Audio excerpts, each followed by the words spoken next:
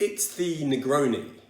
Okay, Negroni. So it was invented in 1919 in Florence, Italy, in a place called Cafe Cassoni. And in particular, it was invented by one of the cafe's clients, one of their customers. His name was Count Camillo Negroni. And what he wanted was an Americano, which is Campari and sweet vermouth, but he wanted it stronger. So instead of adding the usual splash of soda, he asked them to add gin.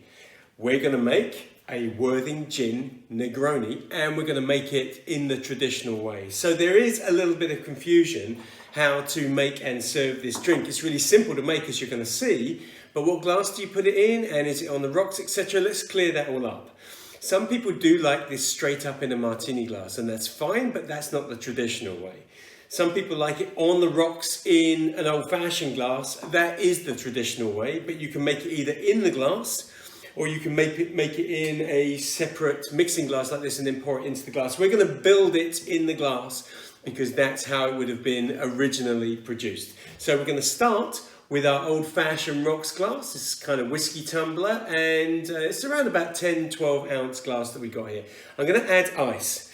So make sure you put in a decent amount of ice. I'm going to put the ice pretty much, as you can see, up to the top. Then we're going to add our ingredients. Really simple. So we're going to start with our Worthing Gin. Worthing Gin is really quite aromatic, got a sort of hint of rosemary, got a certain maltiness to it. It's rather nice and perfect for this drink. I'm going to put in 25 ml of our Worthing Gin. Just put it nicely over the ice like so. That's good. And then I'm going to add the Campari. So the Campari is what brings a certain sweetness, obviously the bitterness, but really quite fruity. If you're a Campari drinker, you'll know exactly what I'm talking about. If you're not, and it's the sort of thing that ordinarily you don't really like, let me tell you, when you mix it together with these other two ingredients in a Negroni, it's absolute perfection. So again, equal measures. I'm going to put in another 25 ml. Let's go with the 25 ml of gin, and there you can see the colour coming together, which is gorgeous. And of course we've got our Campari and gin starting to blend, but we will bring these together. And then finally we're going to add our sweet vermouth.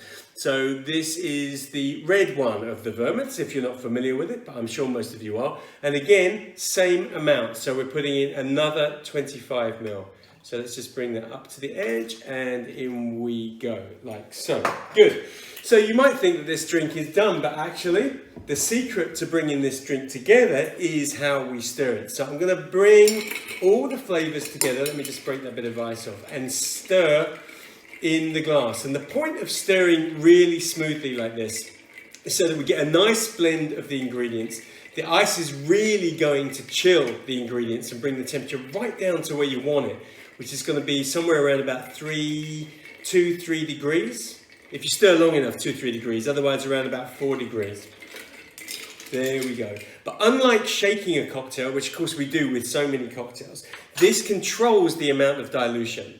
So we're not adding too much water to the drink. Are we finished? Not quite. I'm going to add a little bit more ice to bring the level up. So let's just drop that in like so.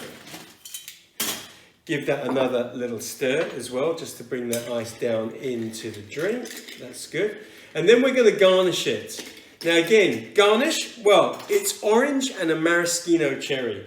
But the orange often is a slice, but we don't want a slice for our drink. We actually want the peel, we want the twist. So let me show you how we're going to do this. Just take my knife, and I'm going to get into the peel, and I'm just going to take just right the way along the length of the fruit. I don't actually want to go into the flesh.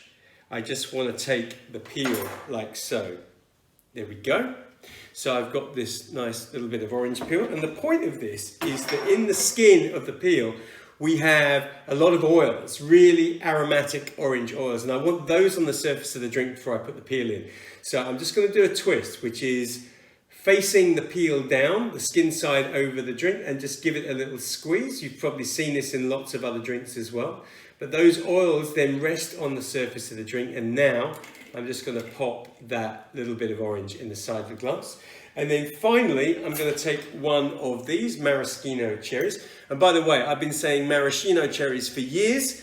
Until recently, an Italian bartender friend of mine put me straight. It's maraschino. So here we go. Take one of our maraschino cherries and just add that to the top of the glass, like so. And then we have, really simply, but perfectly done, our Worthing Gin Negroni.